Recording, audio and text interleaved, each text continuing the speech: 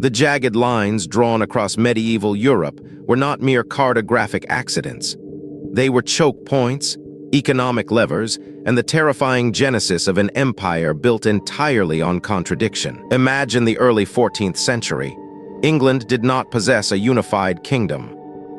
Its territorial claims stretched across the muddy banks of the Loire, bleeding relentlessly into the rich, contested lands of Aquitaine, Gascony, and Poitou. This fragmented reality was far more than a collection of disputed borders. It was a logistical nightmare, a profound feudal paradox where a single monarch simultaneously claimed sovereignty over a landmass 5 times its size, while remaining perpetually subordinate to a distant French throne. This impossible geography created friction at every conceivable border. When the English crown sought to extract revenue, enforce law, or assert dominion within Aquitaine, they were not dealing with a unified territory, but a volatile patchwork of competing feudal jurisdictions. Local lords, steeped in ancestral claims and territorial pride, viewed every judicial appeal or tax demand as an opportunity, a chance to weaponize administrative overlap, exploiting the legal ambiguities between king and vassal to ignite cross-border skirmishes that bled the realm dry. This was the Aquitaine pressure cooker.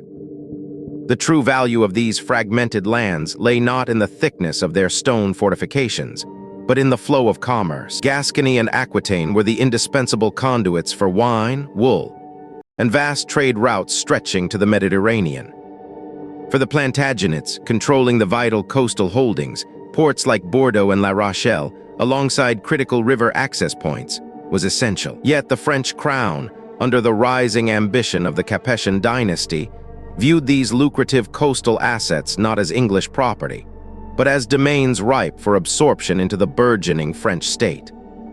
This economic reality meant that every river crossing, every customs duty levied on shipments of wine and wool, became a flashpoint where England's crown revenue directly clashed with French territorial ambition. The coastlines offered limited defense against the slow, systematic encroachment of French land-based fortifications.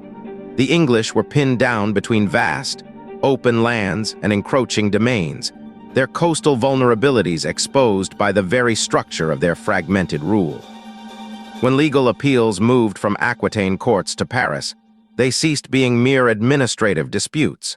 They became geopolitical tools, meticulously deployed to strip the Plantagenets of ancestral lands piece by piece. To survive this perpetual state of siege, the demands of defense shifted dramatically, moving from rigid feudal obligation to brutal tactical necessity.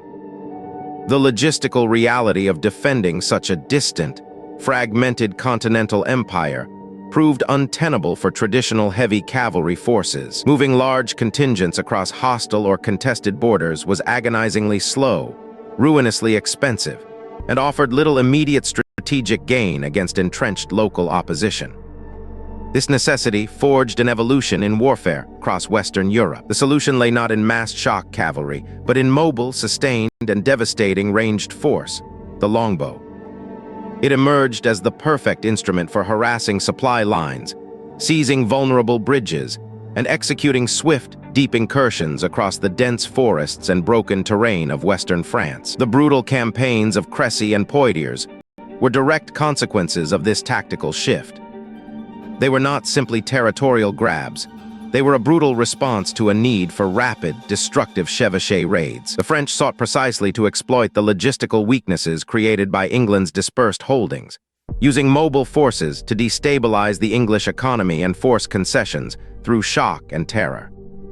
But geography alone could not solve the problem of isolation imposed by this decentralized system. To break free from the constraints of medieval feudalism and establish any lasting security, a structural solution was required, a fixed, defensible foothold that negated the necessity of defending thousands of miles of contested coastlines simultaneously. This strategic need led to an extraordinary pivot toward Calais. The capture of this single, permanent bridgehead was not merely a tactical victory. It was an attempt to resolve English continental isolation by creating an anchor point. Occupying Calais transformed the conflict from a series of episodic feudal raids into a sustained territorial invasion. For the first time, England possessed a tangible asset on the continent, a permanent port that could serve as a base for administration, trade, and defense, effectively reversing the trajectory of English isolation. Maintaining this presence required an immense commitment, financial, military, and psychological. The Crown was forced to expend staggering resources holding territory that refused full assimilation. Paying soldiers and administrators in land they were never truly meant to govern. This burden illustrated the systemic exhaustion inherent in attempting to manage a vast, decentralized continental empire with limited resources. Ultimately, the collapse of this structure was inevitable. The strain of governing an entity defined by contradictory geography, a collection of scattered feudal claims overlaid on hostile political reality, proved too much for the English state apparatus. The inability to consolidate these disparate holdings signaled a profound shift. The old model of decentralized, land-based dominion fractured under the weight of geopolitical friction.